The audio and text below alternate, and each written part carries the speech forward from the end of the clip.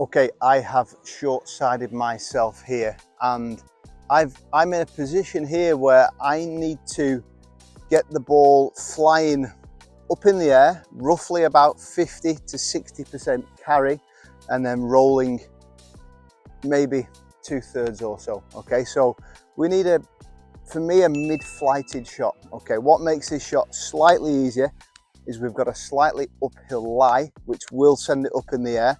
So if you think about the three shots that we need to play on the golf course, the low, mid and the high lofted shot, I don't think we need the high lofted shot in this situation. I think you need the mid-flighted shot, okay? So that's why I have opted for my 54-degree wedge. So what are we looking to do in this mid-flighted shot? Well, same setup in terms of getting that weight forward. We don't need to be super close to it like we would do in perhaps the sort of low flighted chip and run shot. So we're going to stand that a little bit further away.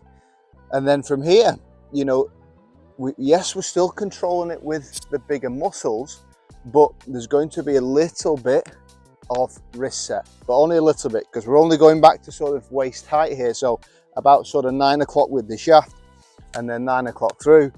But when we are chipping, we're always controlling it with the big muscles. Okay, I think when guys tend to go wrong, they can get a little bit handsy. Another big fault I see with lots of people is that weight tends to fall back, and we know as soon as that weight falls back, we're going to lose that low point control. We're going to hit the ground too early. Okay, so get yourself in that middle of the stance, get that weight slightly forward. We're going to grip down it like we always would do on a chip shot, and then we're just going to control it with the big muscles.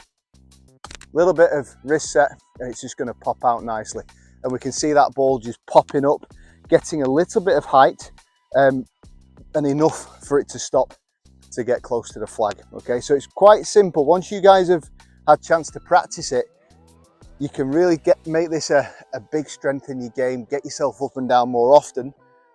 Again, in this position, big muscles.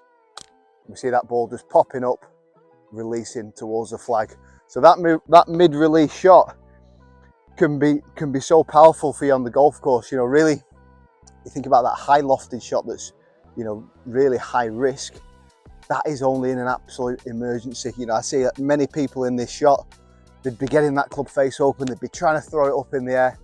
Really high risk. Okay, we know there that it can be good, but most of the time, your fats, your thins, your miss is too big. So work on this mid-flighted shot, guys. Get yourself comfortable with the position. Get yourself comfortable with a sand wedge in your hand, even a gap wedge, and just get used to controlling it with the body. Keep a light pressure in the grip, a little bit of wrist set, control the body back and through, and you're going to get up and down more often than not. As always, guys, if this is your first time watching the channel, please don't hesitate to subscribe. Post any comments down below. I look forward to seeing you again very soon.